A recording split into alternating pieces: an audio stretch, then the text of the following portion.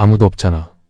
거실 한가운데 그랜드 피아노가 햇살을 머금고 숨을 쉬고 있었습니다. 그런데 민우의 시선은 피아노가 아닌 다른 곳에 꽂혀 있었어요. 2달 동안 매일 이 거실을 지나쳤습니다. 그때마다 가슴 한구석이 저리도록 아렸지요. 발걸음이 저절로 콘솔을 향했습니다. 호박빛 나무결의 바이올린이 검은 벨벳 위에 고요히 누워 있었거든요. 오래된 악기였지만 광택이 살아있었습니다. 손이 저절로 움직였어요. 바이올린을 들어 올렸지요. 하지만 이상하게도 낯설지 않았어요. 생각하지 않았습니다. 몸이 기억하고 있었지요. 민우는 눈을 감았습니다. 그리고 첫 음을 그었지요. 선율이 거실 가득 퍼져나갔습니다. 맑고 애절한 바이올린 소리가 천장까지 올라갔다가 벽을 타고 흘러내렸지요. 바로 쇼팽의 녹턴 20번이었습니다. 민우는 연주하고 있었습니다. 한 번도 배운 적 없는 그 곡을 말이지요. 손가락이 현 위를 춤추듯 움직였습니다. 활은 때로 부드럽게, 때로 격렬하게 현을 문질렀어요. 음표 하나하나가 정확했고 리듬도 강약도 모든 것이 완벽했습니다. 어느새 눈물이 뺨을 타고 주르륵 흘러내렸지요. 왜 우는지도 몰랐습니다. 다만 가슴 깊은 곳에서 억눌려 있던 무언가가 터져 나오고 있었지요. 너무 오래 묻어두었던 감정, 이름 붙일 수 없는 그리움이 음악을 타고 솟구쳤습니다. 선율이 절정에 다다랐어요. 민우의 온몸이 음악과 하나가 되어 흔들렸지요. 그때였습니다. USB 깜빡할 뻔했네. 내가 가져올게. 여자의 목소리가 복도를 타고 흘러왔지만 민우는 듣지 못했습니다. 음악에 완전히 빠져 있었거든요. 발소리가 가까워졌지요. 하나가 아니었습니다. 둘, 셋. 여러 사람이 거실을 향해 오고 있었습니다. 그리고 민우가 마지막 소절을 연주하고 있을 때 그들이 거실 입구에 도착했지요. 시간이 얼어붙었습니다. 한지훈 여사가 입구에서 비틀거렸습니다. 손에 들고 있던 핸드백이 바닥으로 툭 떨어지며 정적을 깼지요. 장혁진 회장의 얼굴에선 모든 혈기가 사라졌고 입술이 파르르 떨렸습니다.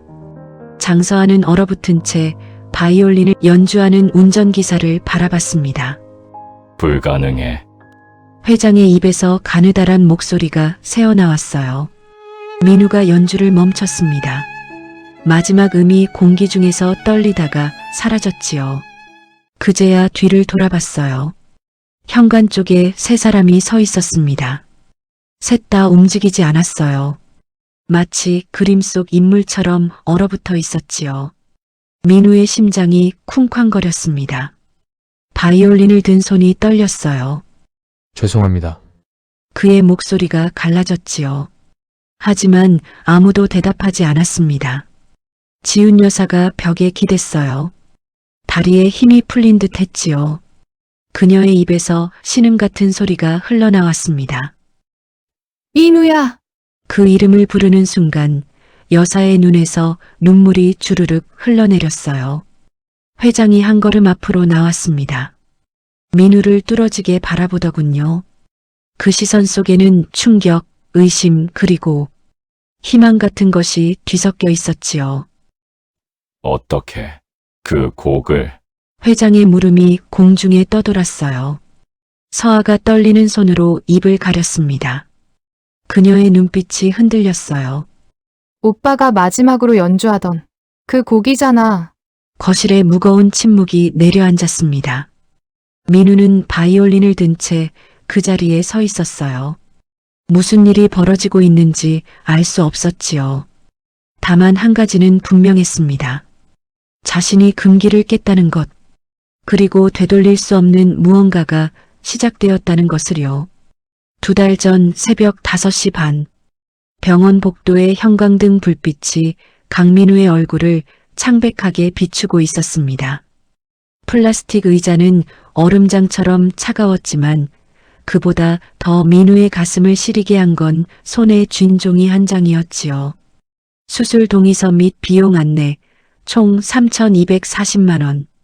숫자가 흐릿하게 번져 보였는데 그건 눈물 때문이 아니었습니다.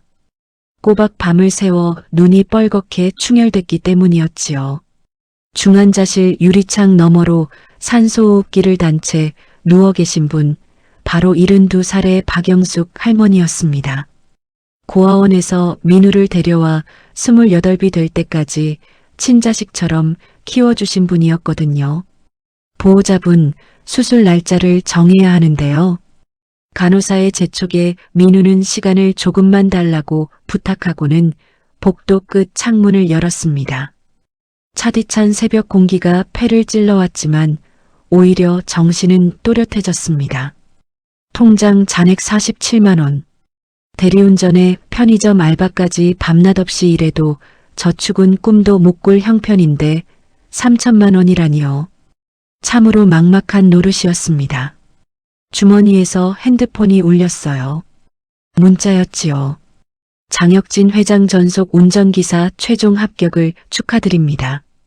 월급 500만 원, 상여금 별도. 내일 오전 9시 출근 바랍니다. 민우의 손이 떨렸습니다. 지난주 면접을 봤었지요. 솔직히 기대는 안 했어요. 재벌가 운전기사 자리에 지원자가 얼마나 많은데요.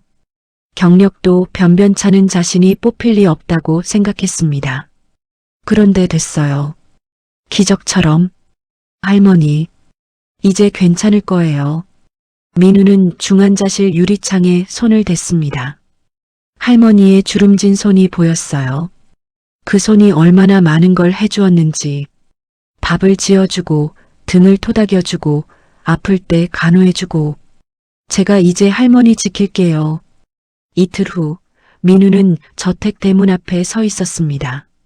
아침 8시 반. 해가 막 떠올랐어요. 대문은 높고 견고했지요. 담장 너머로 저택의 윤곽이 어렴풋이 보였습니다. 인터폰을 눌렀어요. 강민우 운전기사입니다. 곧 경비원이 문을 열어줬지요. 자갈을 깐 진입로를 따라 걸었습니다. 발밑에서 바스락 소리가 경쾌하게 울렸어요. 저택이 시야에 들어왔지요. 백색 외벽의 3층 건물이었습니다. 정원은 완벽하게 정돈되어 있었어요. 나무 한 그루, 화단 하나까지 계획된 자리에 놓여 있더군요. 현관 앞에서 정장 차림의 중년 남성이 기다리고 있었습니다. 비서실 김 과장입니다. 어서 오세요. 악수를 나눴어요. 김 과장의 손은 부드러웠지요. 서류 일만 하는 사람의 손이었습니다. 민우의 손은 거칠었어요. 핸들을 오래 잡아서 굳은 살이 박혀 있었지요. 오늘은 집안 구조 파악하고 차량 점검하시면 됩니다. 회장님께선 10시에 출근하세요. 알겠습니다. 현관문이 열렸어요. 대리석 바닥이 거울처럼 빛났습니다. 천장은 높았어요. 샹들리에가 아침 햇살을 받아 은은하게 반짝였지요. 복도를 따라갔습니다. 발소리가 울려 퍼졌어요. 민우는 소리를 죽이려 조심스레 걸었지요. 거실에 들어서는 순간 발걸음이 멈췄습니다. 한가운데 놓인 그랜드 피아노가 눈에 들어왔어요. 검은색 스타인웨이였지요. 광택이 살아있었습니다. 최근에 조율한 듯 보였어요. 그런데 이상했습니다. 피아노 위에 아무것도 없었어요.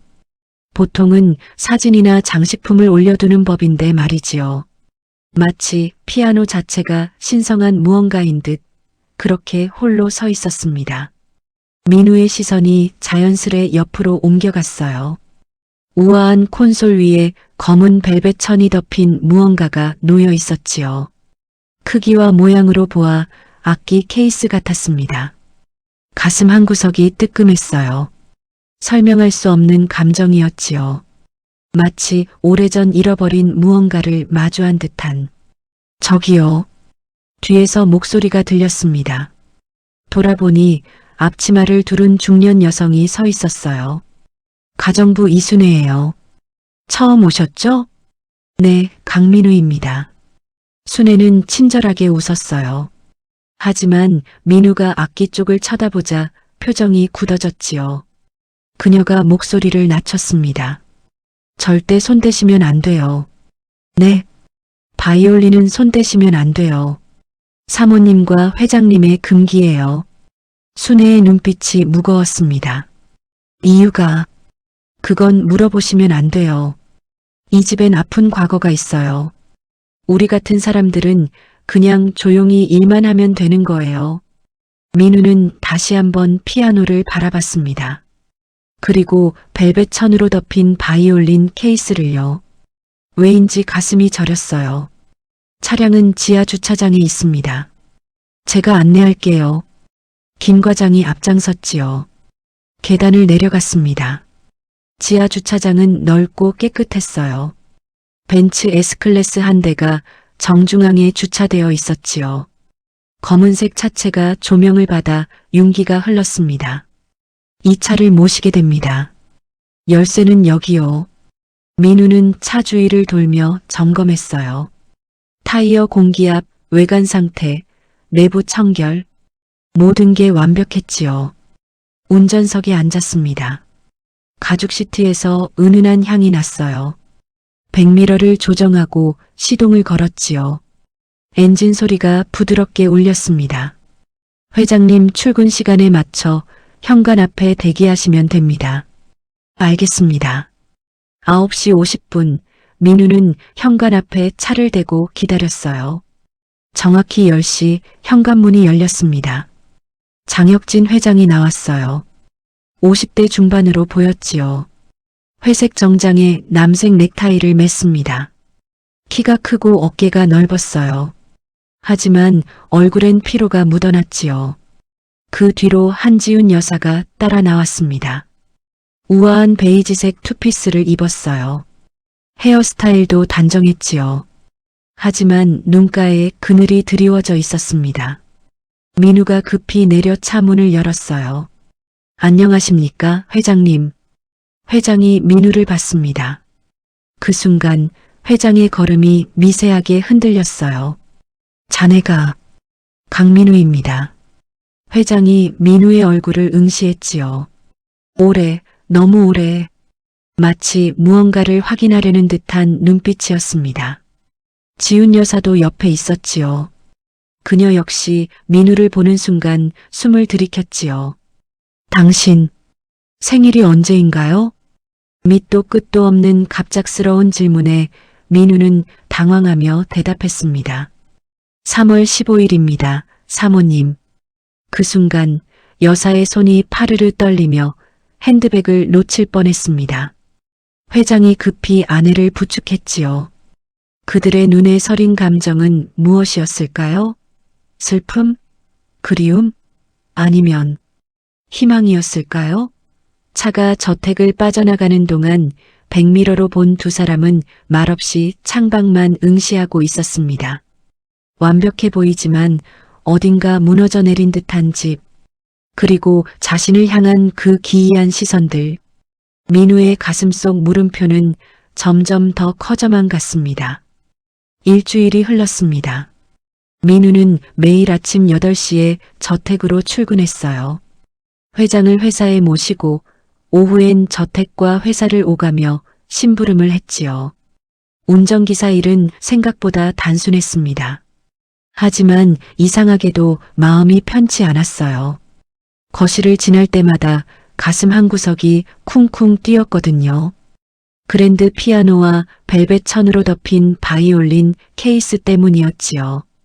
보면 안 될 것을 보는 것 같았습니다. 동시에 눈을 뗄 수가 없었어요. 어느 날 아침 회장이 새로운 지시를 내렸습니다.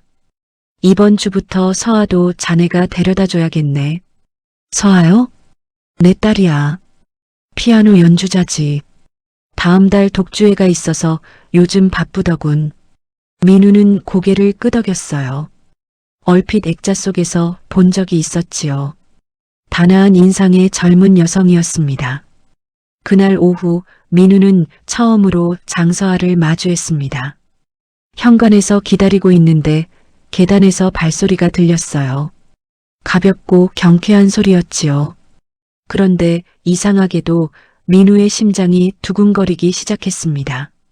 서아가 계단을 내려왔어요. 검은색 니트에 베이지색 슬랙스를 입었지요. 머리를 뒤로 묶었고 화장기 없는 얼굴이 깨끗했습니다. 손에는 가죽 가방과 악보 파일을 들고 있었어요. 새로 오신 기사님이시죠? 서아의 목소리는 맑았습니다. 민우는 고개를 숙였어요. 강민우입니다. 장서하예요. 잘 부탁드려요. 악수를 나눴지요. 서아의 손은 부드러웠지만 손가락 끝에는 굳은 살이 있었습니다. 피아노를 오래 친 사람의 손이었어요. 차에 올랐습니다. 서아가 뒷좌석에 앉으며 주소를 알려줬어요. 강남 예술이전당 연습실로 가주세요. 알겠습니다. 차가 출발하자 서아는 가방에서 이어폰을 꺼냈지요. 하지만 꽂지 않았습니다. 차 안에 블루투스 스피커를 켰어요. 운전하시는데 제가 음악 들어도 괜찮죠? 편하게 하세요. 피아노 선율이 차 안에 흘러나왔습니다. 민우의 손이 핸들 위에서 굳었어요. 그 곡, 알 것 같았습니다. 아니, 몸이 반응하고 있었어요. 쇼팽 녹턴 20번이었지요. 느리고 애절한 멜로디가 차창을 타고 번져갔습니다. 민우의 오른손 손가락들이 무의식적으로 움직이기 시작했어요. 마치 보이지 않는 활을 쥐고 현을 긋듯이 검지가 움직이고 중지가 따라가고 손목이 미세하게 흔들렸지요. 기사님, 백미러 속 서아가 놀란 눈으로 물었습니다. 손가락이요. 왜 그렇게 움직이세요? 마치 활을 긋는 것 같아요. 들켰습니다. 민우는 황급히 손을 핸들에 고정시켰어요. 아, 그냥 습관입니다. 무슨 습관이요? 잘 모르겠어요. 음악 들을 때 그래요. 어릴 때부터요. 서아가 몸을 앞으로 기울였습니다. 목소리에 호기심이 묻어났어요. 혹시 악기 하세요? 아니요. 전혀. 그런데 손가락이 그렇게 움직여요? 민우는 대답하지 못했습니다. 자신도 이유를 몰랐거든요. 피아노 곡을 들을 때마다, 특히 이 녹턴을 들을 때마다 손이 저절로 움직였지요. 마치 몸 어딘가에 새겨진 기억처럼. 신호등에 멈췄어요. 서아가 계속 말했습니다. 저도 그래요. 네. 음악 들으면 손가락이 저절로 움직여요. 피아노 치는 상상을 하는 거죠.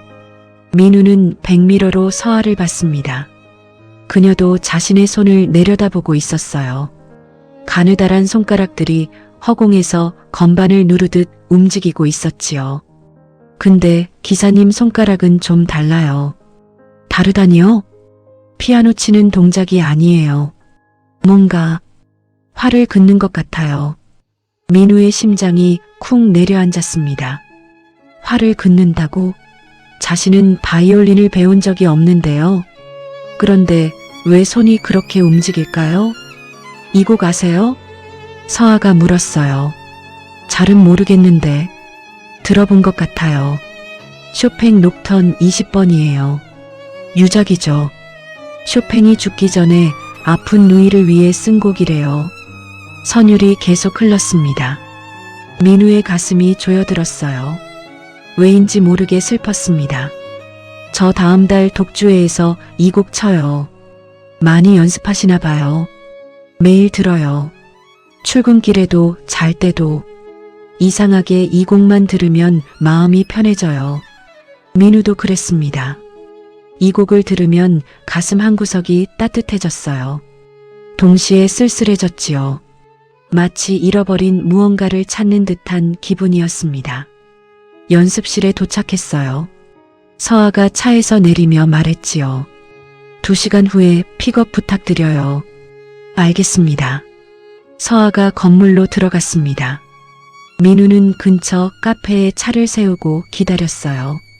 이틀 후 또다시 서아를 데리러 갔습니다. 이번엔 레슨실이었어요. 오래된 음악학원 건물 3층이었지요. 레슨이 끝나길 기다리는 동안 복도 창문으로 안이 보였습니다. 서아가 그랜드 피아노 앞에 앉아 있었어요. 선생님이 옆에서 뭔가 설명하고 있었지요. 서아가 연주를 시작했습니다. 창문이 조금 열려 있어서 소리가 새어나왔어요. 녹턴 20번이었지요. 민우는 복도에 서서 그 소리를 들었습니다. 눈을 감았어요. 선율이 귓속으로 스며들었지요. 그런데 이상했습니다. 피아노 소리만 들리는 게 아니었어요. 머릿속에서 다른 소리가 겹쳐졌습니다. 바이올린 소리. 민우는 눈을 떴어요. 환청일까요? 아니었습니다. 분명히 들렸어요. 피아노 선율에 바이올린이 화음을 이루는 소리가. 하지만 실제론 피아노만 울리고 있었지요. 이상하다. 중얼거렸습니다. 심장이 빠르게 뛰었어요. 레슨이 끝나고 서아가 나왔어요. 얼굴에 땀이 맺혀 있었지요. 힘드셨겠어요. 민우가 차 문을 열어주며 말했습니다. 괜찮아요. 익숙해요. 차에 올랐어요. 출발하려는데 서아가 물었습니다. 기사님, 생일이 언제세요? 갑작스러운 질문이었지요. 회장 부인도 같은 걸 물어봤었습니다. 3월 15일인데요. 왜요? 서아의 눈이 커졌어요. 정말요? 네. 저도 3월 15일이에요. 민우의 손이 핸들에서 미끄러질 뻔했습니다. 같은 생일? 우연이네요. 진짜 우연이에요. 같은 날 태어났네요. 서아가 웃었지요. 하지만 그 미소 뒤에 뭔가 복잡한 감정이 숨어 있는 것 같았습니다. 차는 조용히 달렸어요. 신호등에 멈췄을 때 민우는 무의식적으로 무릎을 손가락으로 두드렸습니다. 일정한 리듬이었어요. 뒷좌석에서 서아의 목소리가 들렸지요. 왜요? 그 리듬. 제가 자주 두드리는 건데요. 민우가 뒤를 돌아봤어요. 서아도 손가락으로 가방을 두드리고 있었습니다. 똑같았어요. 두 사람이 눈을 마주쳤지요. 잠시 침묵이 흘렀습니다. 기사님, 혹시... 서아가 말을 멈췄어요. 뭔가 물어보려다가 참는 듯 했지요. 혹시 뭐요? 아니에요. 그냥 신기하네요. 며칠이 더 지났습니다. 민우는 매일 서아를 데려다주고 데려왔어요. 차 안에서 둘은 조금씩 이야기를 나눴지요. 비 오는 날이었습니다. 창밖으로 빗방울이 줄기차게 쏟아졌어요. 비 좋아하세요? 서아가 물었습니다. 네, 좋아해요. 빗소리 들으면 마음이 편해져요. 저도요. 어릴 때부터 그랬어요. 비 오는 날이면 창문 열어놓고 소리 들으면서 잤어요. 민우도 똑같았습니다. 할머니는 감기 걸린다고 말렸지만 빗소리 없이는 잠이 안 왔었지요. 좋아하는 색은요? 회색이요. 정말요? 저도 회색이에요. 서아의 목소리에 놀라움이 섞였어요. 다들 우중충하다고 하는데 저는 회색이 제일 안정적인 것 같아요. 저도 그래요. 검정도 흰색도 아닌 그 중간이 좋아요. 점점 더 많은 공통점이 발견됐지요. 커피는 둘 다 아메리카노만 마셨어요. 설탕도 크림도 넣지 않았지요. 잠잘 때 둘 다 왼쪽으로 누워 잤습니다. 둘 다 책 읽을 때 모서리를 접는 버릇이 있었어요. 너무 이상하지 않아요? 어느 날 서아가 말했습니다. 뭐가요? 우리요. 같은 게 너무 많아요. 민우도 느끼고 있었어요. 우연치고는 너무 많았습니다. 그리고요. 서아가 목소리를 낮췄지요. 기사님이랑 있으면 편해요. 처음 본 사람 같지 않아요. 민우의 가슴이 쿵 울렸습니다. 저도 그렇습니다. 왜 그럴까요? 모르겠어요. 하지만 둘 다 알고 있었지요. 이건 단순한 우연이 아니라는 것을요. 어느 날 저녁 서아를 집에 데려다 주고 나서였습니다. 서아가 차에서 내리지 않았어요. 한참을 앉아 있다가 조심스럽게 물었지요. 기사님, 혹시 꿈 꾸세요? 꿈이요? 반복되는 꿈 있으세요? 민우는 고개를 끄덕였습니다. 있었어요. 어떤 꿈인데요? 누군가 앞에서 연주해요. 뒷모습만 보여요. 다가가려고 하면 그때 깨요. 서아의 숨소리가 거칠어졌어요. 저도 똑같은 꿈 꿔요. 네. 피아노 앞에 누군가 앉아 있어요. 다가가면 항상 깨요. 얼굴은 한 번도 못 봤어요. 민우의 등골에 소름이 돋았습니다. 언제부터 그 꿈을? 기억나는 한 계속이요. 아마 5살쯤부터? 민우도 그랬습니다. 기억의 시작부터 같은 꿈을 꿨었어요. 기사님, 서아의 목소리가 떨렸지요. 우리 뭔가 이상하지 않아요? 너무 많이 같아요.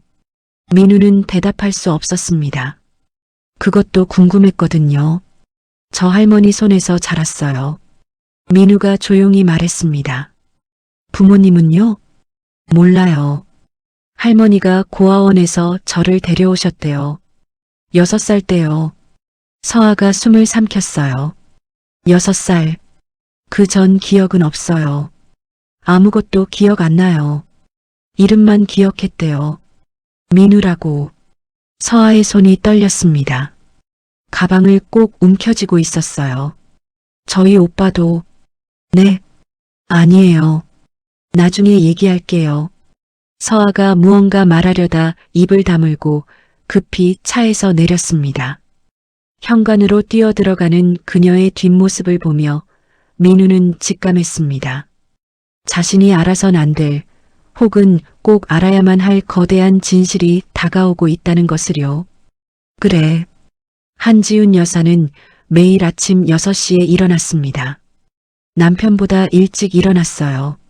집안이 고요할 때 해야 하는 일이 있었거든요. 거실로 내려갔지요. 맨발로 차가운 대리석을 밟으며 걸었습니다. 그 차가움이 오히려 좋았어요. 깨어있게 해주었거든요. 콘솔 앞에 섰습니다. 검은 벨벳 천으로 덮인 바이올린 케이스. 조심스럽게 천을 걷어냈어요. 케이스 표면을 하얀 면 천으로 닦기 시작했지요. 먼지 하나 없었지만 매일 닦았습니다. 24해 동안 단 하루도 거르지 않았어요. 케이스는 열지 않았습니다. 열 수 없었지요. 그 안에 바이올린은 아들이 마지막으로 켰던 악기였으니까요. 미안해. 속삭였습니다. 케이스를 어루만지는 손길이 떨렸어요. 피아노 쪽으로 고개를 돌렸습니다. 거기엔 딸 서아가 어젯밤 연습하고 놓아둔 악보가 펼쳐져 있었어요. 쇼팽 녹턴 20번이었지요. 지우는 피아노 앞에 앉았습니다. 건반 덮개를 열었어요. 익숙한 흰색과 검은색 건반이 아침 햇살을 받아 빛났지요. 손가락을 건반 위에 얹었습니다. 첫 음을 눌렀어요. 녹턴의 선율이 거실에 흘렀습니다. 부드럽고 애절한 피아노 소리였어요. 하지만 뭔가 부족했습니다. 이 곡을 칠 때마다 느꼈지요. 공허함을요. 피아노 선율 위로 흘러야 할 바이올린 소리가 없었습니다. 엄마가 피아노를 치면 아들이 바이올린으로 화음을 넣었었거든요. 손가락이 멈췄어요. 오른쪽을 바라봤습니다. 텅 빈 공간이었어요. 그곳에 민우가 서 있어야 했지요. 작은 바이올린을 턱에 괴고 진지한 표정으로 활을 긋던 아들이요. 민우야. 눈물이 건반 위로 떨어졌습니다. 문득 일주일 전 일이 떠올랐습니다. 새 운전기사가 처음 출근한 날이었어요. 현관에서 그를 봤을 때 심장이 멈추는 줄 알았지요. 얼굴형이 남편을 닮았어요. 키도 비슷했습니다. 하지만 무엇보다 눈빛이 아들이 6살 때 자신을 바라보던 그 눈빛과 똑같았어요. 강민우입니다. 그가 인사했을 때 무릎에 힘이 풀릴 뻔했지요. 민우. 아들 이름이 윤민우였습니다. 성만 다를 뿐 이름은 같았어요. 생일이 언제인가요? 자신도 모르게 물었었지요. 대답을 들었을 때 온몸이 얼어붙었습니다. 3월 15일입니다. 아들의 생일. 정확히 28년 전 그날. 우연일까요? 아니면 며칠 전 민우가 거실을 지나가다가 콘솔 앞에서 걸음을 멈춘 적이 있었지요. 벨벳 천으로 덮인 바이올린 케이스를 물끄러미 바라봤어요. 그 표정을 봤습니다. 그리움 같은 게 얼굴에 어려 있었어요. 마치 오래전 잃어버린 무언가를 마주한 듯한 표정이었지요. 말도 안 돼.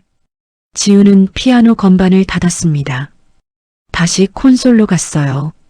바이올린 케이스 위에 벨벳 천을 덮었지요. 내가 돌아올 때까지 엄마가 지킬게. 그날 오전 민우는 회장을 회사에 모시고 갔습니다. 오후 3시에 데리러 와. 그 전에 집에 들러서 서아 악보 파일 좀 가져와. 작업실 책상 위에 있을 거야. 알겠습니다, 회장님. 민우는 다시 저택으로 향했어요. 정오쯤 도착했지요. 주차장에 다른 차가 없었습니다. 가정부 순회의 차도 보이지 않았어요. 현관문을 열고 들어섰습니다. 집안이 고요했어요. 안녕하세요? 불러봤지만 대답이 없었습니다. 모두 외출한 모양이었어요. 복도를 지나 거실로 향했지요. 그때 그것이 눈에 들어왔습니다. 콘솔 위에 검은 벨벳 천. 오늘따라 천이 조금 흘러내려 있었어요. 바이올린 케이스의 가죽 모서리가 살짝 보였지요. 민우의 발걸음이 저절로 그곳으로 향했습니다. 가까이 다가갔어요. 손이 떨렸습니다. 왜 이렇게 가슴이 두근거릴까요? 천을 조금 더 걷어냈습니다. 검은 가죽 케이스가 드러났어요. 오래되었지만 관리가 잘 된 케이스였지요. 케이스 위에 오래된 사진 한 장이 놓여 있었습니다. 민우는 그것을 집어들었어요. 색이 바랜 사진이었지요. 거실에서 찍은 것 같았습니다. 피아노 앞에 여자아이가 앉아 있었어요.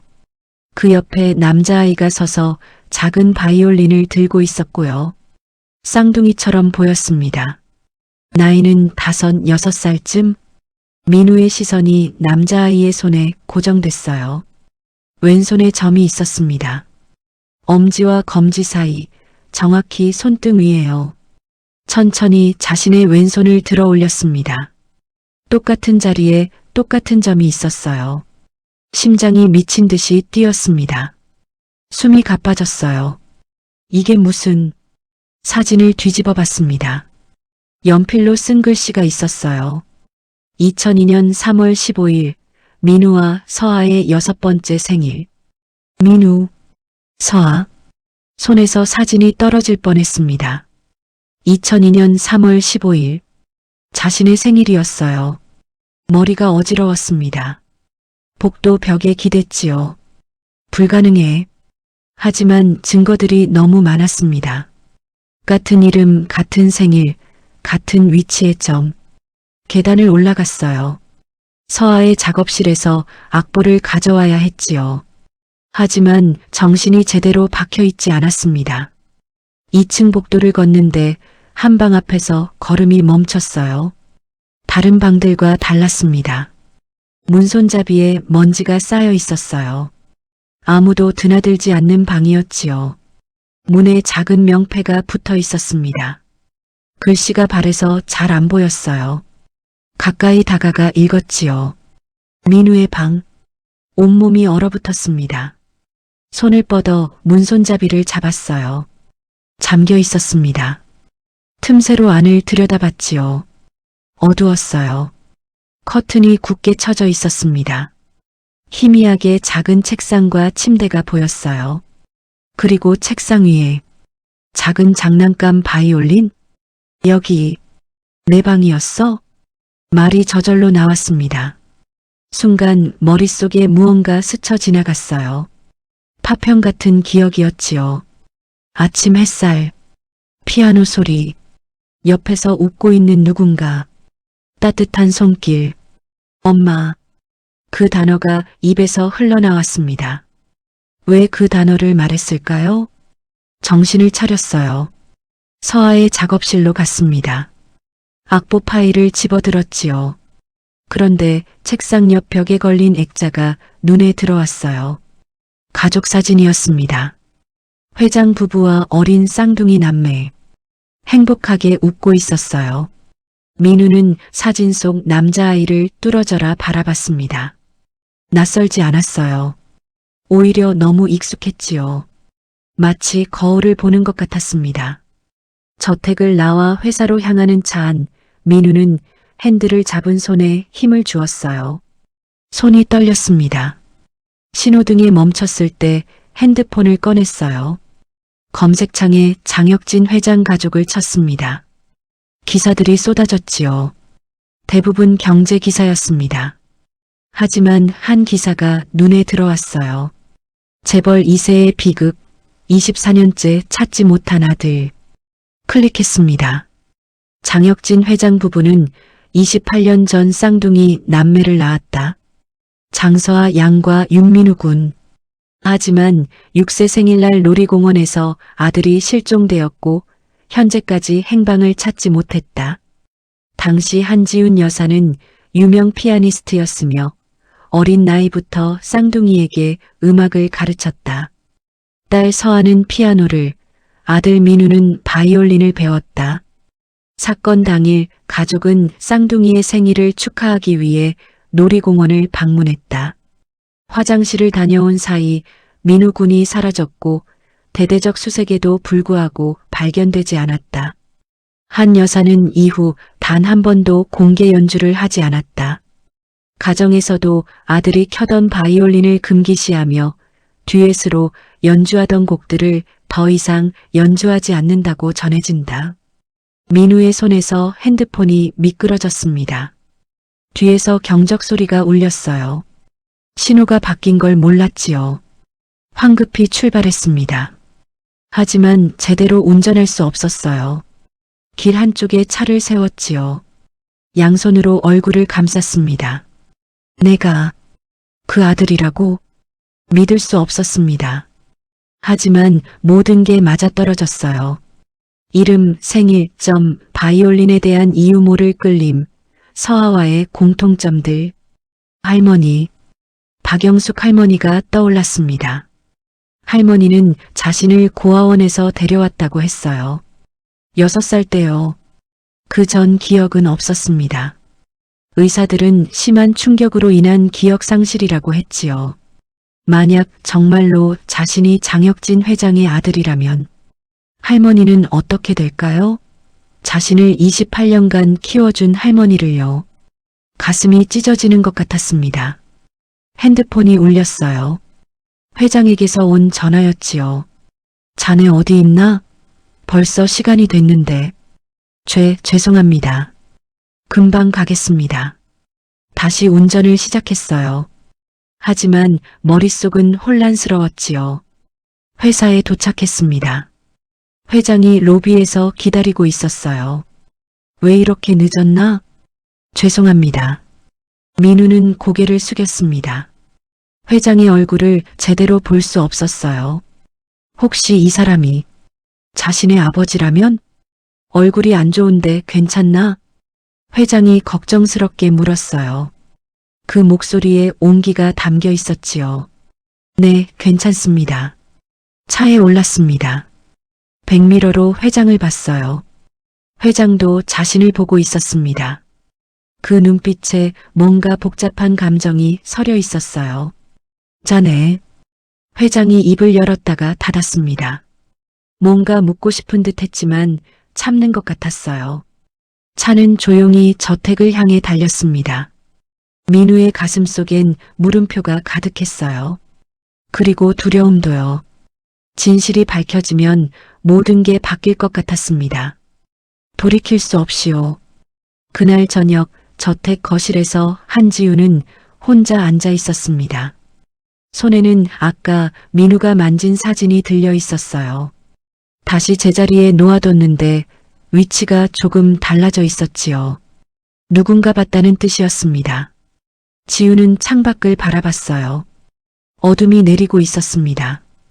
혹시 속삭임이 공기 중에 떠돌았습니다. 혹시 내가 돌아온 걸까, 민우야? 대답은 없었습니다. 하지만 가슴 한구석에서 무언가 뜨거운 것이 타올랐어요. 희망이었을까요? 아니면 두려움이었을까요? 지우는 콘솔 쪽으로 걸어갔습니다. 벨벳 천을 걷어냈어요. 바이올린 케이스를 열었지요. 24년 만에 처음이었습니다. 케이스 안에 작은 바이올린이 누워 있었어요. 아이용 바이올린이었지요. 민우가 6살까지 켜던 악기였습니다. 활을 집어들었어요. 떨리는 손으로 현에 댔지요. 소리는 내지 않았습니다. 그저 만졌을 뿐이에요. 엄마가 기다릴게. 눈물이 케이스 위로 떨어졌습니다. 아무리 오래 걸려도 엄마는 여기 있을게, 민우야. 사흘이 지났습니다. 민우는 아무에게도 말하지 못했어요. 발견한 사진도, 읽은 기사도, 자신의 의심도요. 매일 아침 저택에 출근했습니다. 회장을 모시고 서아를 데려다주고 일상적으로 움직였어요. 하지만 마음은 온통 뒤죽박죽이었지요. 거실을 지날 때마다 콘솔 위 바이올린 케이스가 눈에 들어왔습니다. 검은 벨벳 천으로 덮여 있었지만 그 아래 무엇이 있는지 이제 알았어요. 자신이 어렸을 때 켰던 악기. 아니, 정말 그럴까요? 확신할 수 없었습니다. 모든 게 우연의 일치일 수도 있었어요. 하지만 손가락은 거짓말하지 않았습니다. 음악이 흐를 때마다 저절로 움직였거든요. 마치 몸이 기억하고 있는 것처럼요. 그날 아침 서아를 연습실로 데려다주는 길이었습니다. 차 안에서 또다시 녹턴 20번이 흘렀어요. 서아가 스피커로 틀어놓은 거였지요. 민우의 손가락이 핸들 위에서 움직이기 시작했습니다. 또 그러시네요. 서아가 뒷좌석에서 말했어요. 네, 손가락이요. 음악 들으면 항상 그렇게 움직이잖아요. 민우는 손을 멈췄습니다. 들켰어요. 습관이에요. 이상한 습관이에요. 배운 적도 없는데 그렇게 정확하게 움직이다니. 서아의 목소리에 의심이 묻어났지요. 신호등에 멈춰 섰어요. 민우는 백미러로 서아를 봤습니다. 혹시 기억나는 거 없어요? 서아가 조심스럽게 물었어요. 뭐가요? 어렸을 때요. 6살 이전에. 민우의 심장이 쿵 내려앉았습니다. 없어요. 아무것도. 정말요? 할머니가 저를 데려왔을 때 저는 이름밖에 기억 못했대요. 서아가 숨을 깊이 들이마셨어요. 뭔가 더 물어보고 싶은 듯 했지만 참았지요. 기사님, 네. 혹시 우리 집 거실에 있는 바이올린 봤어요? 민우의 손이 핸들 위에서 굳었습니다. 봤어요. 만져보고 싶지 않았어요? 어떻게 대답해야 할까요? 솔직하게 말해야 할까요? 매일 그래요. 민우의 목소리가 갈라졌어요. 지나칠 때마다 가슴이 막 뛰어요. 왜 그런지 모르겠어요. 그냥 끌려요. 서아가 앞으로 몸을 기울였습니다. 저희 오빠도요. 네, 제 쌍둥이 오빠가 있었어요. 바이올린을 켰죠. 저는 피아노를 쳤고요. 민우는 이미 알고 있었습니다. 하지만 모르는 척했어요. 지금은요? 잃어버렸어요. 24년 전에 6살 생일날이요. 서아의 목소리가 떨렸지요. 그 뒤로 엄마는 오빠 바이올린을 아무도 못 만지게 해요. 저만 피아노는 쳐도 돼요. 엄마가 제가 피아노 치는 걸 보면서 버티는 것 같아요. 힘드셨겠어요. 기사님, 서아가 떨리는 목소리로 말했습니다. 혹시 기사님이 뒤를 잇지 못했어요. 너무 큰 말이었거든요. 차는 조용히 달렸습니다. 둘 다 말이 없었어요. 연습실에 도착했지요. 서아가 차에서 내렸습니다. 기사님, 오늘 저녁엔 일찍 끝나요. 5시에 픽업 부탁드려요. 알겠습니다. 서아가 몇 걸음 걷다가 돌아섰어요. 저희 부모님이요. 네. 요즘 기사님 얘기를 자주 해요. 이상하게 닮았다고. 오빠랑요. 그 말을 남기고 서아는 건물 안으로 들어갔습니다. 민우는 한참을 그 자리에 앉아 있었어요. 손이 떨렸지요. 이제 알고 있었습니다. 자신만 의심하는 게 아니라는 걸요. 그 가족도 느끼고 있었어요. 그날 오후 회장이 갑작스런 출장을 가게 됐습니다. 일주일 정도 걸릴 것 같네. 그동안 자네는 서아만 돌봐주게. 알겠습니다, 회장님.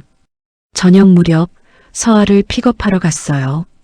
그런데 연습실에서 나온 서아의 얼굴이 상기되어 있었지요. 기사님, 큰일 났어요. 무슨 일이에요? 독주의 날짜가 당겨졌어요. 이번 주 토요일이래요. 이번 주요? 네. 원래 다음 달이었는데 예술이전당 스케줄이 변경됐대요. 서아가 차에 올라타며 말했습니다. 엄마한테 전화했더니 오늘은 밤늦게까지 연습하래요. 집에는 안 들어가도 된대요. 그럼 어디로 가시게요? 예술이전당 연습실이요. 밤늦게까지 빌렸어요. 민우는 서아를 예술이전당으로 데려다 줬습니다. 11시쯤 끝날 거예요. 그때 픽업 부탁드려요. 알겠습니다.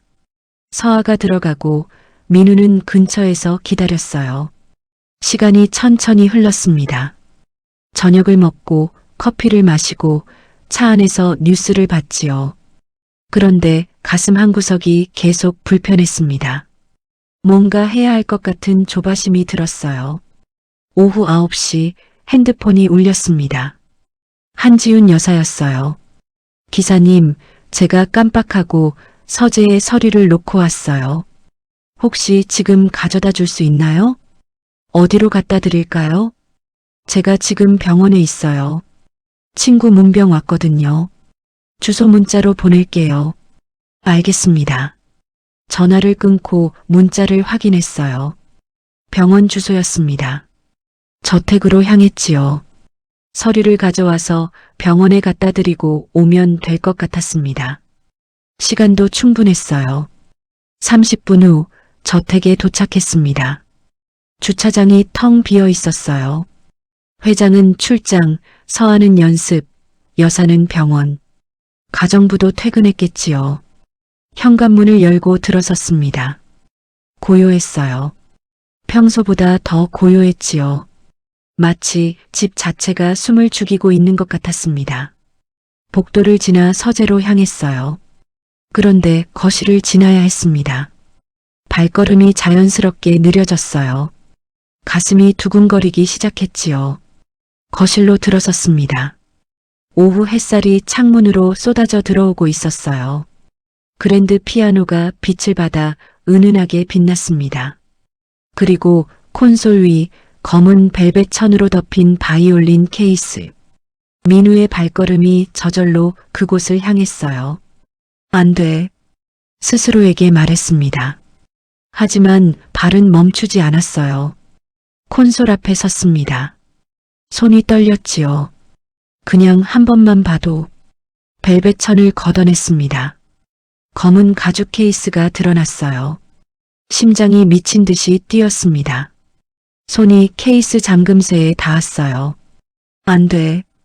이러면 안 돼. 하지만 손은 이미 잠금쇠를 열고 있었습니다. 케이스가 열렸어요. 작은 바이올린이 붉은 벨벳 위에 누워 있었습니다. 아이용 악기였어요. 하지만 상태가 완벽했지요. 정성스럽게 관리한 흔적이 역력했습니다. 민우는 숨을 멈췄어요. 손을 뻗었습니다. 바이올린을 집어들었지요. 가벼웠어요. 어린아이용이니까요. 하지만 손에 쥐는 순간 묵직한 무게가 느껴졌습니다. 기억의 무게였지요. 턱에 악기를 댔습니다. 너무나 자연스러웠어요. 마치 원래 그 자리에 있어야 할 것처럼요. 화를 집어들었습니다. 한음만 내보고 현에 화를 댔어요. 첫음을 그었습니다. 맑은 소리가 거실의 공기를 갈랐습니다. 민우의 눈에서 이유 모를 눈물이 툭 하고 떨어졌지요. 손가락이 현 위를 춤추듯 움직였습니다. 두 번째 음을 그었습니다. 세 번째, 네 번째. 손가락이 저절로 움직였어요. 생각하지 않았습니다. 몸이 기억하고 있었거든요. 선율이 흘러나오기 시작했습니다. 민우는 눈을 감았습니다. 온몸을 음악에 맡겼지요. 손가락이 현 위를 춤추듯 움직였습니다. 활은 때로 부드럽게, 때로 격렬하게 현을 문질렀어요. 거실이 음악으로 가득 찼습니다. 머리로 생각할 겨를도 없이 몸이, 그 옛날의 기억이 연주를 이끌어가고 있었거든요. 머릿속에서 피아노 소리가 들렸습니다. 환청일까요? 아니었어요. 기억이었지요. 엄마의 피아노 소리, 옆에서 자신이 바이올린을 켜던 기억, 여동생 서아가 미소 지으며 듣고 있던 모습, 엄마, 입술이 움직였습니다. 연주는 계속됐어요. 민우는 완전히 빠져들었습니다. 24년 동안 잊고 있던 자신을 되찾고 있었어요. 선율이 절정에 다다랐을 때였습니다. 철컥, 현관문이 열리는 소리. 민우는 듣지 못했어요. 음악에 완전히 빠져 있었거든요. USB 깜빡할 뻔했네. 내가 가져올게. 서아의 목소리가 복도를 타고 흘러왔습니다. 발소리가 가까워졌어요. 하나가 아니었지요. 둘, 셋. 민우가 마지막 프레이즈를 연주하고 있을 때 그들이 거실 입구에 도착했습니다. 시간이 얼어붙었어요. 한지훈 여사가 입구에서 비틀거렸습니다. 손에 들고 있던 핸드백이 바닥에 떨어졌지요. 쿵! 그 소리에 민우가 연주를 멈췄습니다. 마지막 음이 공기 중에서 떨리다가 사라졌어요. 천천히 뒤를 돌아봤습니다. 현관 쪽에 세 사람이 서 있었어요. 여사와 서하, 그리고 회장, 출장 가신 줄. 민우의 목소리가 떨렸습니다. 회장이 한 걸음 앞으로 나왔어요. 얼굴이 창백했지요. 일정이 취소됐네. 회장의 목소리는 낮았지만 떨리고 있었습니다. 지훈 여사가 벽에 기댔어요. 입술이 파르르 떨렸지요. 민우야. 그 이름을 부르는 순간 여사의 눈에서 눈물이 주르륵 흘러내렸습니다. 서아가 두 손으로 입을 막았어요. 그녀도 울고 있었지요. 오빠, 정말 오빠였어. 민우는 바이올린을 든 채 그 자리에 얼어붙었습니다. 회장이 다가왔어요. 민우의 왼손을 봤지요. 엄지와 검지 사이의 점을요. 자네. 회장의 목소리가 갈라졌습니다. 자네가 친 그 곡은 어떻게 배운 적도 없는데 저도 모르겠습니다. 손이 저절로. 그 대답에 사모님이 바닥으로 주저앉으며 오열했습니다. 돌아왔구나. 우리 민우가 정말 돌아왔어.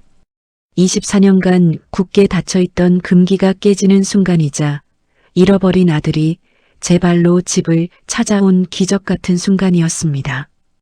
회장도 눈시울이 붉어졌습니다. 그는 민우에게 다가와 어깨에 손을 올렸어요. 우리 아들, 우리 민우가 맞지? 민우의 입술이 떨렸습니다. 무슨 말을 해야 할까요? 저는 검사하자. 회장이 단호하게 말했습니다. DNA 검사. 그걸로 확실히 알 수 있어. 민우는 고개를 끄덕였어요. 그것만이 답이었지요. 하지만 가슴 한구석은 무너지고 있었습니다. 만약 정말로 자신이 이 가족의 아들이라면 할머니는 어떻게 될까요? 그날 밤 아무도 잠들지 못했습니다. 거실 소파에 네 사람이 앉아 있었어요. 회장 부부, 서하, 그리고 민우. 침묵이 무겁게 흘렀지요. 회장이 먼저 입을 열었습니다. 내일 아침 병원에 가세. 그의 목소리는 단호했지만 떨리고 있었어요. DNA 검사를 하겠네. 자네 동의하나? 민우는 고개를 끄덕였습니다. 목소리가 나오지 않았거든요. 일주일 정도 걸릴 거야. 그동안 회장이 말을 멈췄어요. 그동안 뭘 어떻게 해야 할까요? 아무도 몰랐습니다. 지훈 여사가 민우를 바라봤어요. 눈가가 부어 있었지요. 계속 울었거든요. 자네 키운 할머니. 회장이 조심스럽게 물었습니다. 지금 어디 계신가? 병원에 계세요. 민우의 목소리가 갈라졌어요.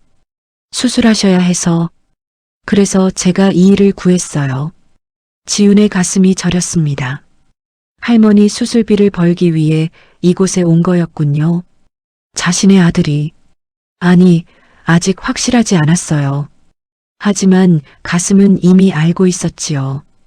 검사 결과 나오면 회장이 말했습니다. 그분을 꼭 뵙겠네. 우리 아들을. 만약 자네가 정말 우리 아들이라면 그분은 은인이야. 민우는 눈물을 참았어요. 회장의 말이 고마웠지만 동시에 두려웠습니다. 만약 자신이 정말 이 집 아들이라면 할머니는 자신을 잃게 되는 걸까요? 다음 날 아침 일찍 병원에 갔습니다. 구강 점막 채취가 전부였지요. 민우와 회장 둘 다 면봉으로 입안을 긁었습니다. 결과는 일주일 후에 나옵니다. 담당 의사가 말했어요. 확실한 검사를 위해 두 곳 기관에 의뢰하겠습니다. 일주일. 긴 시간이었지요. 병원을 나오면서 회장이 말했습니다. 자네 오늘부터 출근 안 해도 되네. 네. 휴가야. 유급 휴가. 마음 정리할 시간이 필요할 거야. 민우는 고개를 숙였어요. 회장의 배려가 고마웠습니다. 할머니 뵙고 오게나. 감사합니다. 민우는 할머니 병원으로 갔습니다. 중환자실 유리창 너머로 할머니가 보였어요. 수술은 무사히 끝났지만 아직 회복 중이었지요. 간호사가 면회 시간이라며 안으로 들여보내줬습니다. 할머니. 민우가 침대 옆에 앉았어요. 할머니의 주름진 손을 잡았지요. 민우야 왔구나. 할머니의 목소리는 약했지만 따뜻했습니다. 할머니, 제가 물어볼 게 있어요. 그래, 말해봐라. 저를 고아원에서 데려오셨을 때요. 제가 뭐라고 했어요? 할머니의 눈빛이 흔들렸어요. 왜 갑자기? 제발 말씀해 주세요. 할머니는 한숨을 쉬었습니다. 넌 계속 울고 있었어. 엄마 찾는다고, 엄마한테 가야 한다고, 피아노 소리 들어야 한다고. 민우의 가슴이 조였습니다. 그리고 바이올린 켜야 한다고도 했지. 하지만 무슨 뜻인지 아무도 몰랐어. 경찰도 사회복지사도. 넌 주소도 기억 못했고 부모님 이름도 몰랐어. 민우라는 이름만 기억했지. 할머니, 의사가 그러더구나. 큰 충격으로 기억을 잃은 거라고. 시간이 지나면 돌아올 수도 있대. 할머니가 민우의 손을 꽉 쥐었어요. 근데 넌 기억 못했잖니. 그래서 할매가 그냥 내 할매가 되기로 한 거야. 내 과거는 모르지만 내 미래는 함께 하자고. 민우의 눈에서 눈물이 흘렀습니다. 할머니, 혹시 제가 말을 잊지 못했어요. 어떻게 말해야 할까요? 자신의 진짜 가족을 찾았을지도 모른다고? 할매는 알아. 할머니가 조용히 말했습니다. 내 표정 보면 알아. 뭔가 찾은 거지? 민우는 고개를 끄덕였어요. 아직 확실하지 않아요. 검사 결과 나와야. 그 집 사람들이 좋으냐? 할머니가 물었습니다. 목소리에 슬픔이 묻어났지만 동시에 무언가 단단한 것도 느껴졌어요. 네. 좋아요. 그럼 됐다. 할머니가 미소 지었습니다. 눈가에 눈물이 고였지만 웃고 있었어요. 민우야, 할매는 늘 궁금했어. 넌 어디서 왔을까? 내 진짜 엄마는 어떤 사람일까? 그 사람도 너처럼 울고 있을까? 할머니, 내가 가족을 찾았다면 그건 기쁜 일이야. 할매 걱정은 하지 마라. 하지만 민우는 걱정하지 않을 수 없었습니다. 할머니가 자신의 전부였거든요. 일주일이 흘러갔습니다. 가장 긴 일주일이었어요. 민우는 매일 할머니 병원에 갔습니다. 그리고 저녁엔 작은 빌라로 돌아와 혼자 앉아 있었지요. 저택 가족들도 기다리고 있었어요. 지훈 여사는 매일 아침 바이올린 케이스 앞에서 기도했습니다. 검은 벨벳 천은 더 이상 덥지 않았어요. 케이스를 열어두고 작은 바이올린을 바라봤지요. 제발, 제발 우리 민우였으면. 회장은 회사에서도 집중할 수 없었습니다. 서류를 보다가도 멍하니 창밖을 바라봤어요. 서아는 독주의 연습을 계속했지만 마음은 온통 오빠 생각뿐이었지요. 드디어 결과가 도착한 날 아침, 회장의 손에 들린 봉투가 파르르 떨렸습니다. 온 가족이 숨죽여 지켜보는 가운데 서류가 펼쳐졌고 회장의 시선이 마지막 줄에 꽂혔습니다. 친자 확률 99.99%. 그 아래 한 줄 더. 생물학적 친자 관계가 확인됨. 회장의 손이 멈췄습니다. 지훈이 손으로 입을 막았어요. 서아가 아버지 어깨 너머 서류를 봤습니다. 회장의 목소리가 떨렸어요. 우리 아들이야. 정말 우리 민우가 돌아왔어. 지훈이 흐느끼기 시작했습니다. 24년 동안 참았던 눈물이 터져 나왔어요. 민우야. 우리 민우야. 그녀가 서류를 가슴에 안았습니다. 몸을 떨며 울었지요. 회장도 눈시울이 붉어졌어요. 그는 아내를 끌어안았습니다. 찾았소. 드디어 찾았어. 서아가 소파에서 일어나 창문 쪽으로 갔습니다. 밖을 바라보며 눈물을 흘렸어요. 오빠, 진짜 오빠였어. 거실에는 울음소리만 가득했습니다. 기쁨의 눈물이었지요. 하지만 그 안에는 24년의 슬픔도 섞여 있었어요. 회장이 전화기를 들었습니다. 민우 씨, 집으로 와주게. 결과가 나왔네. 1시간 후 민우가 저택에 도착했습니다. 현관문을 열고 들어섰을 때 세 사람이 거실에서 기다리고 있었어요. 지훈 여사의 눈이 붉게 부어 있었습니다. 회장은 단정하게 앉아 있었지만 손을 떨고 있었지요. 서아는 창가에 서서 민우를 바라봤어요. 앉게나. 회장이 말했습니다. 민우는 천천히 소파에 앉았어요. 가슴이 미친 듯이 뛰었지요. 회장이 서류를 건넸습니다. 민우는 떨리는 손으로 받았어요. 글자들이 제대로 보이지 않았습니다. 마지막 줄로 시선이 갔지요. 친자 확률 99.99%. 숨이 멎었습니다. 자네는. 회장의 목소리가 갈라졌어요. 우리 아들이야. 윤민우. 24년 전에 잃어버린 우리 아들. 민우의 손에서 서류가 떨어졌습니다. 지훈이 일어났어요. 민우에게 다가왔지요. 그리고 그 앞에 무릎을 꿇었습니다. 민우야. 그녀의 목소리는 울음으로 갈라졌어요. 엄마야. 내 엄마가 여기 있어. 민우의 눈에서 눈물이 터져 나왔습니다. 엄마. 그 단어가 입에서 나오는 순간 모든 게 무너졌어요. 28년 동안 쌓아온 벽이 무너졌지요. 지훈이 민우를 끌어안았습니다. 미안해. 정말 미안해. 엄마가 널 잃어버려서. 엄마. 민우도 엄마를 안았어요. 처음 안아보는 엄마였지만 이상하게도 낯설지 않았습니다. 회장이 다가왔어요. 두 사람을 감싸 안았지요. 돌아와줘서 고맙다. 아들아. 서아도 합류했습니다. 네 사람이 하나로 얽혔어요. 거실에는 울음소리만 울려 퍼졌습니다. 기쁨과 슬픔과 안도가 뒤섞인 울음이었지요. 얼마나 울었을까요? 한참 후에야 네 사람이 떨어졌습니다. 지훈이 민우의 얼굴을 두 손으로 감쌌어요. 많이 컸구나. 이렇게 훌쩍 눈물이 계속 흘렀습니다.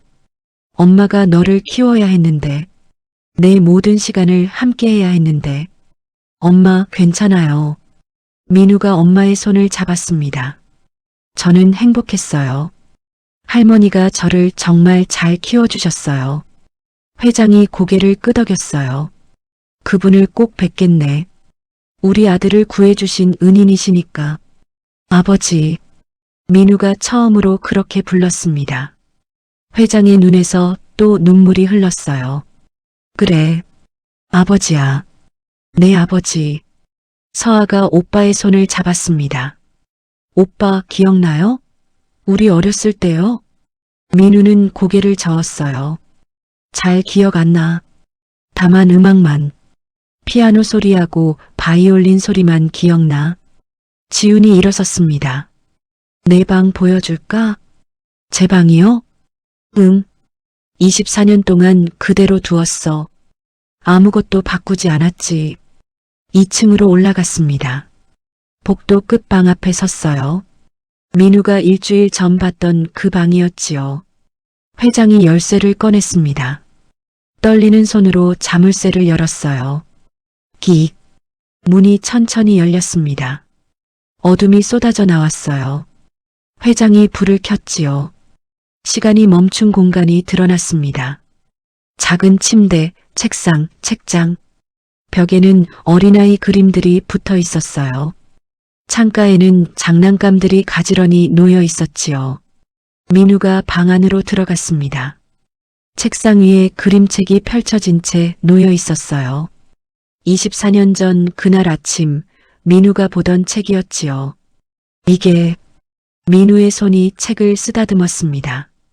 종이가 바스락 소리를 냈어요. 벽장을 열었습니다. 작은 옷들이 걸려 있었어요. 6살짜리 아이 옷이었지요.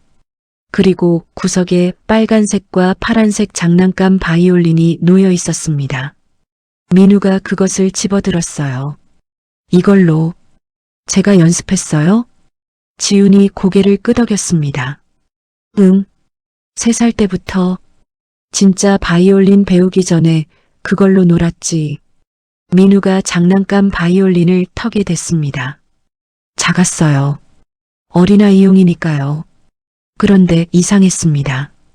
손이 저절로 움직였어요. 활 없이도 활을 긋는 신용을 했지요. 기억나니? 엄마가 물었습니다. 잘은 모르겠어요. 하지만 몸이 기억하는 것 같아요. 침대에 앉았습니다. 스프링이 삐걱거렸어요. 여기서 제가 잤구나. 매일 밤 엄마가 자장가 불러줬어. 지훈이 침대 옆에 앉았어요. 내가 제일 좋아하던 노래가 있었지. 엄마 피아노로 쳐주면 내가 바이올린으로 따라 켰어. 녹턴이요? 그래. 녹턴 20번. 내가 4살 때부터 좋아했어. 쉬운 버전으로 편곡해서 가르쳐줬지. 민우의 눈에서 눈물이 흘렀습니다. 그래서 제 손이 그 곡을 알고 있었구나. 응. 몸이 기억하는 거야. 마음이 기억하는 거지. 서아가 방문에 기대어 있었습니다. 오빠, 그날 아침에도 쳤어요. 생일이었잖아요. 우리 6살 생일.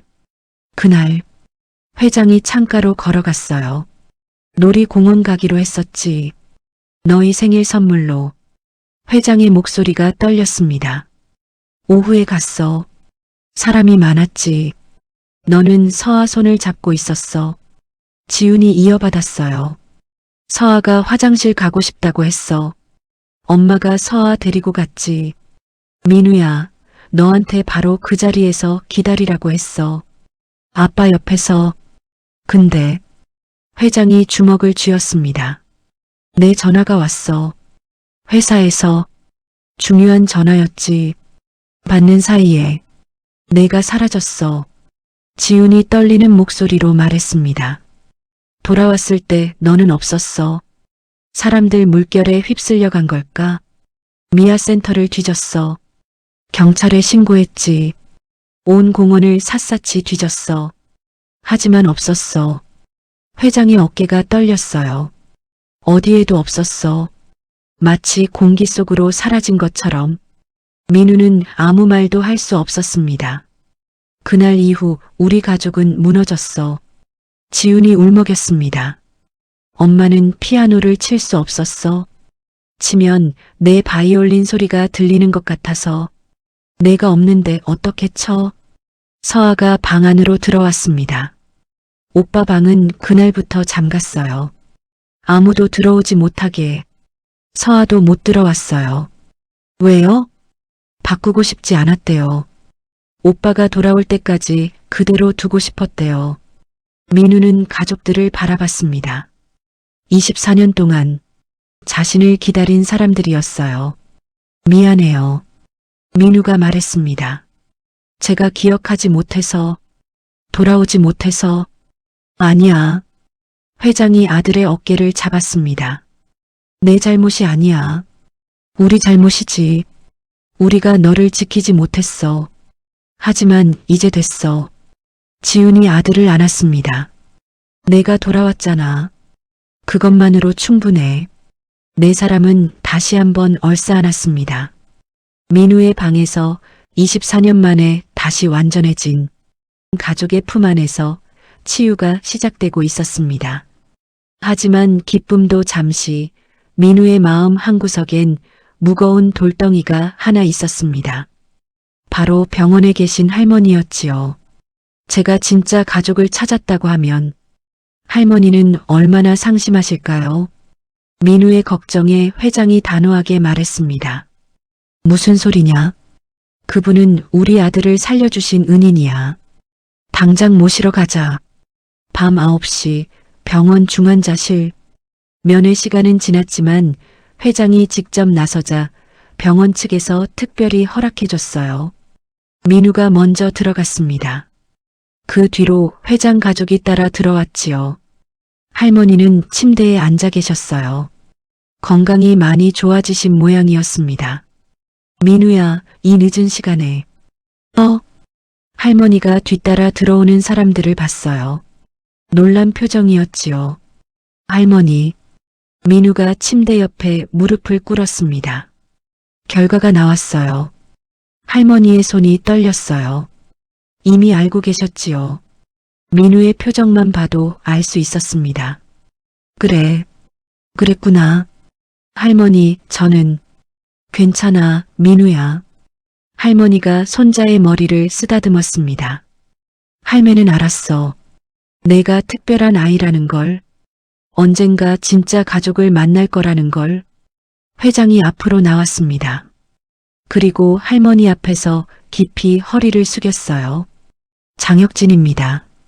아이고, 그러지 마세요. 할머니가 당황했습니다. 제 아들을 구해주셔서 감사합니다. 회장의 목소리가 떨렸어요. 24년 동안 제가 해야 할 일을 대신해 주셨습니다. 은혜를 어떻게 갚아야 할지. 은혜라뇨. 할머니가 고개를 저었어요. 저는 그냥 이 아이가 불쌍해서 데려온 거예요. 혼자 고아원에서 울고 있더라고요. 지훈이 다가왔습니다. 할머니의 손을 잡았어요. 어머니. 그 호칭에 할머니가 눈을 크게 떴지요.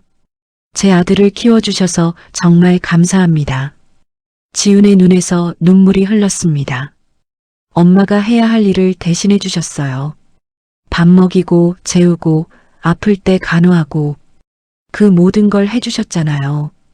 당연한 일을 했을 뿐이에요. 아니에요. 지훈이 할머니의 손을 꽉 쥐었습니다. 사랑으로 하신 거예요. 피 한 방울 안 섞인 아이를 진짜 손자처럼 키워주셨어요. 할머니의 눈에서도 눈물이 흘렀어요. 이 아이가 제 삶의 전부였어요. 할머니가 민우를 봤습니다. 혼자 살던 할매한테 민우가 왔을 때 세상이 달라 보이더라고. 아침에 눈 뜨는 게 기쁘고 밥 짓는 게 행복하고 할머니, 민우가 할머니를 껴안았습니다. 제가 할머니를 떠나는 게 아니에요. 가족이 늘어나는 거예요. 회장이 말했습니다. 저희 집으로 오십시오. 네. 할머니가 놀라 회장을 봤어요. 민우와 함께 사십시오. 저희가 모시겠습니다. 그럴 수는. 민우에게는 두 가족이 생긴 겁니다. 회장의 목소리는 단호했어요. 낳아준 가족과 키워준 가족. 둘 다 소중합니다.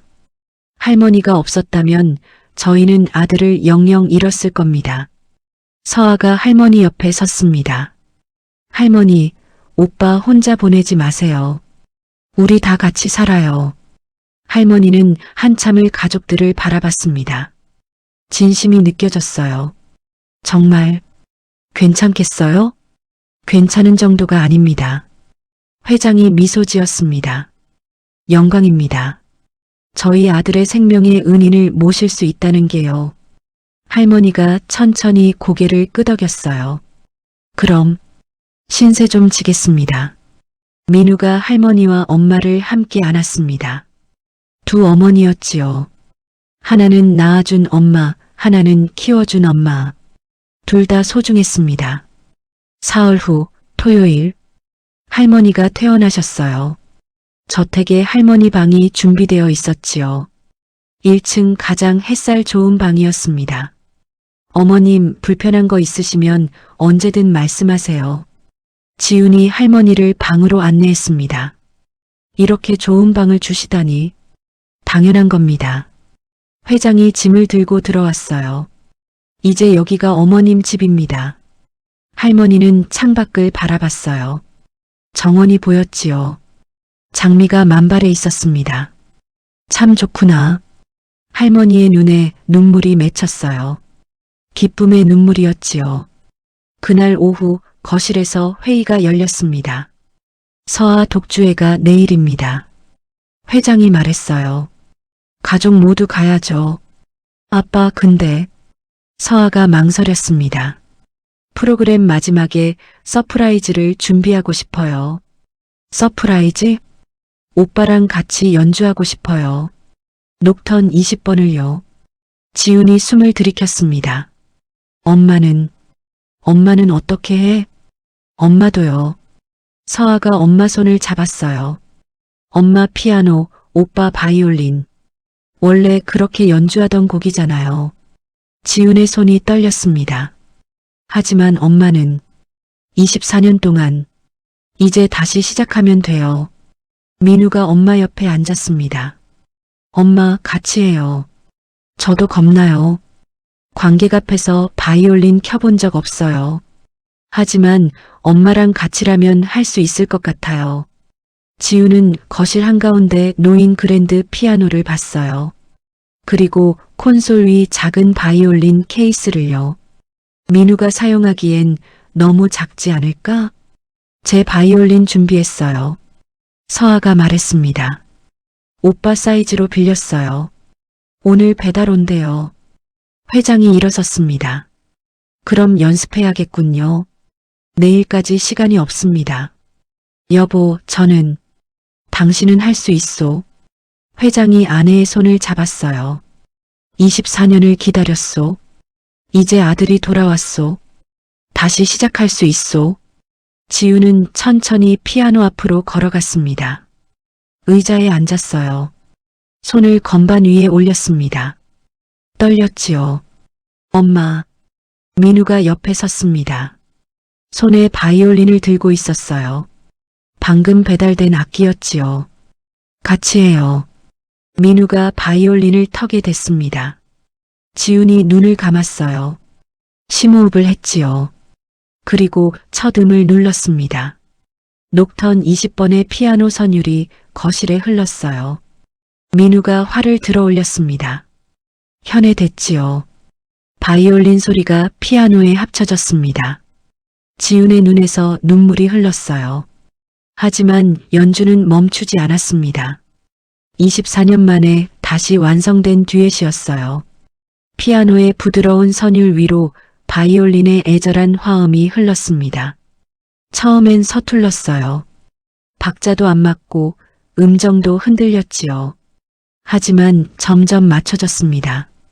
엄마의 피아노와 아들의 바이올린이 하나가 되어갔어요. 서아가 소파에 앉아 듣고 있었습니다. 눈물을 흘리며 미소 지었어요. 회장이 창가에 서서 가족들을 바라봤습니다. 가슴이 벅차올랐지요. 할머니는 방문 밖에서 조용히 듣고 계셨어요. 손으로 입을 가리고 울고 있었습니다. 마지막 음이 울려 퍼졌습니다. 여운이 길게 남았어요. 지훈이 건반에서 손을 떼었습니다. 돌아서서 아들을 봤어요. 민우야, 엄마. 두 사람이 안았습니다. 고마워. 돌아와줘서. 저도 고마워요, 엄마. 기다려줘서. 회장이 다가와 두 사람을 안았습니다. 서아도 합류했어요. 내일은 완벽할 겁니다. 회장이 단호하게 말했습니다. 우리 가족의 재회를 세상에 알릴 겁니다. 24년을 기다린 끝에 이뤄낸 기적을요. 그날 밤 민우는 자신의 방에서 창밖을 바라봤습니다. 어린 시절 자신의 흔적들이 그대로 남아 있었지요. 문에서 노크 소리가. 들어오세요. 할머니가 들어오셨어요. 할머니, 민우야 안 자니? 네. 내일 생각하느라. 할머니가 옆에 앉으셨습니다. 떨리지? 네. 무대에 서본 적이 없어서요. 잘할 거야. 할머니가 손자의 손을 잡았어요. 넌 항상 잘해왔어. 할매가 아니까. 할머니. 민우야. 할머니가 진지하게 말씀하셨습니다. 이 집 사람들 좋구나. 네. 진짜 가족이야. 혈육이 그렇게 중요한 게 아니더라. 사랑이 중요한 거지. 할머니가 미소 지으셨어요. 할매도 이제 가족이 생겼네. 늙어서 받는 선물이야. 민우가 할머니를 안았습니다. 사랑해요, 할머니. 할매도 사랑한다. 우리 민우. 두 사람은 한참을 그렇게 안고 있었어요. 밖에서 달빛이 방 안을 비추고 있었습니다. 평화로운 밤이었지요. 내일이면 모든 게 바뀔 것입니다. 세상이 알게 될 것이에요. 장혁진 회장의 아들이 24년 만에 돌아왔다는 것을요. 하지만 그보다 중요한 건 한 가족이 다시 완전해졌다는 것이었습니다. 사랑으로요. 일요일 오후 3시 예술의 전당 콘서트홀. 객석이 가득 찼습니다. 장서아의 피아노 독주회를 보러 온 사람들이었어요. 음악 평론가들도 언론도 와 있었지요. 무대 위에 스포트라이트가 켜졌습니다. 서아가 검은 드레스를 입고 걸어 나왔어요. 우아하게 인사하고 피아노 앞에 앉았지요. 객석 앞줄에 회장 가족이 앉아 있었습니다. 지훈 여사 옆에 할머니가 계셨어요. 그 옆에 민우가 긴장한 얼굴로 앉아 있었지요. 서아의 연주가 시작됐습니다. 쇼팽, 리스트, 드뷔시. 프로그램이 진행됐어요. 서아의 연주는 완벽했습니다. 관객들은 숨죽이며 들었지요. 2시간이 흘렀습니다. 예정된 마지막 곡이 끝났어요. 우레와 같은 박수가 터져 나왔지요. 서아가 일어나 인사했습니다. 1번, 2번. 그런데 퇴장하지 않았어요. 마이크를 들었습니다. 감사합니다. 그녀의 목소리가 홀에 울려 퍼졌어요. 오늘 마지막으로 특별한 무대를 준비했습니다. 웅성거림이 일었지요. 프로그램에 없던 순서였습니다. 24년 전 저에게 쌍둥이 오빠가 있었습니다. 객석이 조용해졌어요. 6살 생일날 오빠가 실종됐습니다. 그날 아침 우리 가족이 마지막으로 함께 연주한 곡이 있었어요. 서아의 목소리가 떨렸습니다. 쇼팽 녹턴 20번. 엄마가 피아노를, 오빠가 바이올린을 켰던 곡입니다. 관객들이 숨을 죽였어요. 그 뒤로 우리 엄마는 단 한 번도 이 곡을 연주하지 않으셨습니다. 너무 아팠거든요. 서아가 객석을 바라봤습니다. 하지만 오늘 24년 만에 기적이 일어났습니다. 오빠가 돌아왔습니다. 오늘 이 무대에서 24년 만에 우리 가족의 녹턴을 다시 연주하려고 합니다. 서아가 무대 옆을 바라봤어요. 엄마, 오빠 올라와 주세요. 객석에서 지훈이 일어났습니다. 민우가 엄마의 손을 잡았어요. 같이 가요, 엄마. 두 사람이 통로를 걸어 무대로 올라갔습니다. 관객들이 웅성거렸어요. 무대 위에 두 대의 피아노가 나란히 놓여 있었습니다. 하나는 원래 있던 그랜드 피아노, 다른 하나는 방금 스태프들이 옮겨놓은 업나이트 피아노였어요.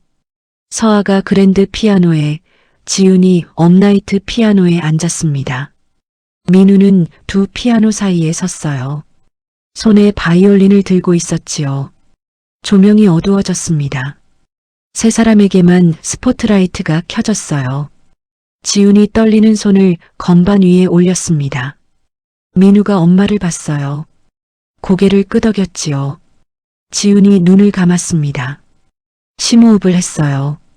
첫 음을 눌렀습니다. 낮고 부드러운 선율이 홀에 퍼져나갔어요. 녹턴 20번의 시작이었지요. 서아의 피아노가 합류했습니다. 높은 음역에서 화음을 만들었어요. 민우가 바이올린을 턱에 댔습니다. 활을 들어 올렸지요. 현을 그었습니다. 바이올린 소리가 두 피아노 사이를 흘렀어요.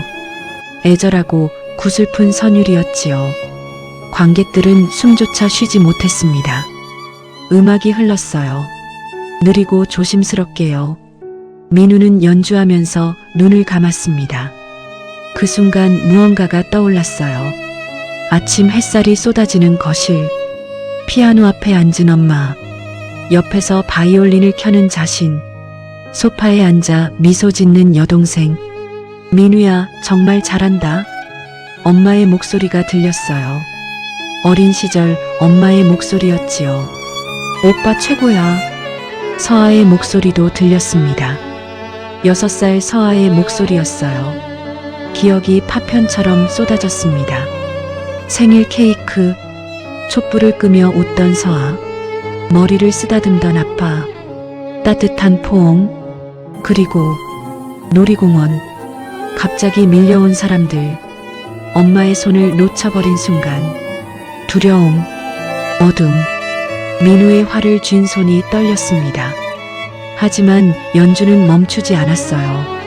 지훈도 느끼고 있었습니다. 옆에서 들려오는 바이올린 소리, 24년 전 그 소리와 똑같았어요. 눈물이 건반 위로 떨어졌습니다. 하지만 손가락은 계속 움직였지요. 서아는 두 사람을 번갈아 보며 연주했어요. 엄마도 오빠도 울고 있었지요. 하지만 음악은 아름다웠습니다. 곡이 중반부에 다다랐어요. 가장 애절한 부분이었지요. 민우의 바이올린이 높은 음을 길게 끌었습니다. 그 소리에 관객들의 가슴이 저렸어요.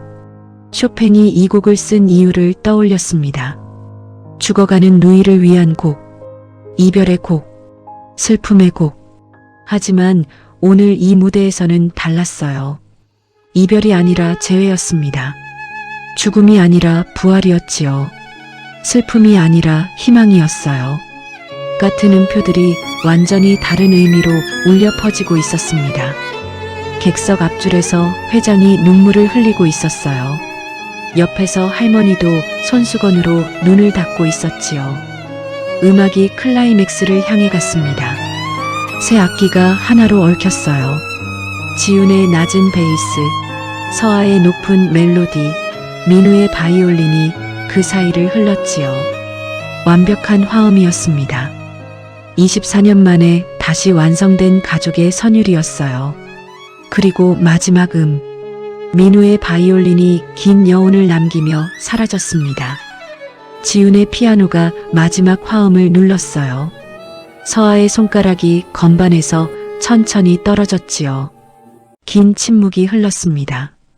아무도 움직이지 않았어요. 관객들도, 무대 위 세 사람도요. 민우가 천천히 바이올린을 내렸습니다. 엄마를 봤어요. 지훈이 일어났습니다. 아들에게 걸어갔지요.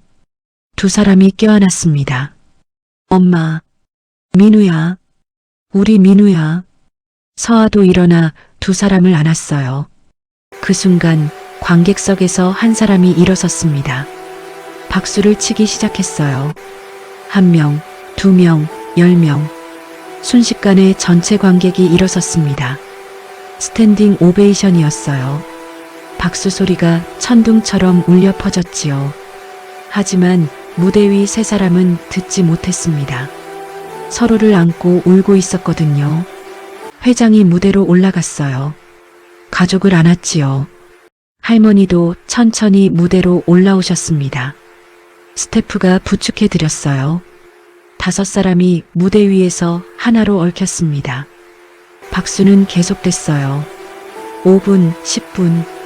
끝나지 않았습니다. 공연이 끝나고 1시간 후 백스테이지 대기실. 가족들이 둘러앉아 있었어요.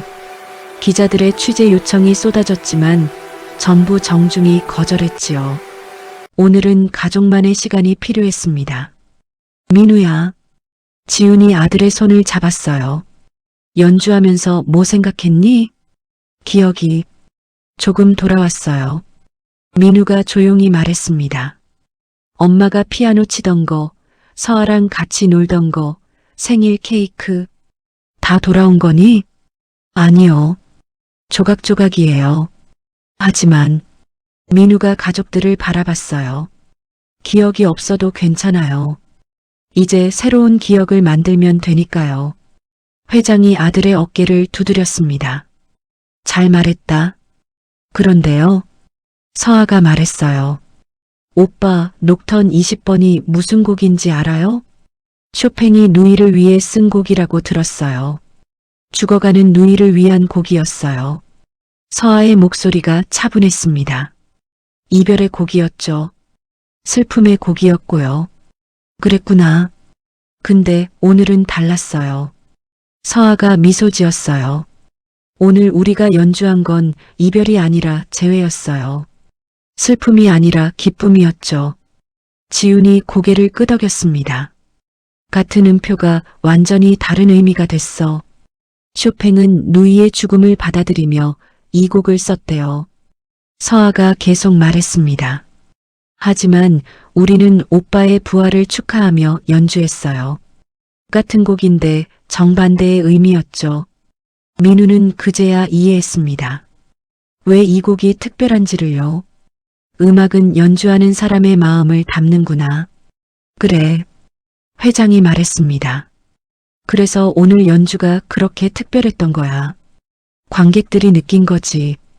단순한 음악이 아니라 우리 가족의 이야기를. 할머니가 조용히 말씀하셨어요. 민우야, 할매도 물어봐도 되겠니? 네, 할머니. 넌 이제 행복하니? 민우는 방 안을 둘러봤어요. 엄마, 아빠, 여동생, 그리고 할머니. 네, 행복해요. 그럼 됐다. 할머니가 환하게 웃으셨습니다. 할매도 행복해. 내가 행복하면 할매도 행복한 거야. 그날 밤 저택 거실. 민우는 혼자 앉아 피아노를 바라보고 있었어요. 옆 콘솔에는 작은 바이올린 케이스가 놓여 있었지요. 발소리가 들렸습니다. 엄마였어요. 잠 안 오니? 네. 너무 많은 일이 있었던 것 같아서요. 지훈이 아들 옆에 앉았습니다. 엄마도 그래. 꿈 같아. 엄마. 응? 24년 동안 저를 기다리면서 어떻게 견뎠어요? 지훈은 한참을 생각했어요. 희망 때문이었어. 희망이요? 내가 어딘가에서 살아있을 거라는 희망. 언젠가 돌아올 거라는 희망. 그게 엄마를 버티게 해줬어. 지훈이 아들의 손을 잡았습니다. 그리고 서아 때문이기도 했어. 서아한테 엄마가 있어야 했으니까. 힘드셨겠어요. 힘들었어. 매일매일이 고통이었지. 지훈이 피아노를 봤어요. 피아노 칠 때마다 내 바이올린 소리가 들리는 것 같아서 나중엔 아예 안 쳤어. 너무 아파서. 미안해요, 엄마. 아니야. 지훈이 아들을 봤어요. 내 잘못이 아니야. 오히려 엄마가 미안해. 널 지키지 못해서. 이제 괜찮아요. 민우가 엄마를 안았습니다. 엄마, 저 여기 있어요. 이제 안 떠나요. 두 사람은 한참을 그렇게 안고 있었어요. 창밖으로 달빛이 쏟아지고 있었습니다. 거실의 피아노가 은은하게 빛났지요. 민우야. 네. 내일부터 피아노 같이 칠까? 엄마가 다시 가르쳐 줄게. 바이올린도요? 응. 바이올린도. 우리 다시 시작하자. 민우가 미소 지었습니다. 좋아요, 엄마. 두 사람은 피아노 앞으로 갔어요. 나란히 앉았지요. 지훈이 한 음을 눌렀습니다. 민우가 그 음을 따라 눌렀어요. 작은 시작이었습니다. 하지만 의미 있는 시작이었지요. 밤은 깊어갔고 저택에는 평화가 흘렀습니다. 24년간의 슬픔이 끝났어요. 새로운 시작이 열렸지요. 녹터는 더 이상 이별의 곡이 아니었습니다. 재회의 곡이었어요. 희망의 곡이었지요. 그리고 사랑의 곡이었습니다. 이 이야기가 마음에 드셨다면 구독과 좋아요 부탁드립니다. 여러분의 응원은 다음 이야기를 만드는 가장 큰 원동력이 됩니다. 더 따뜻한 이야기로 다시 뵙겠습니다. 고맙습니다.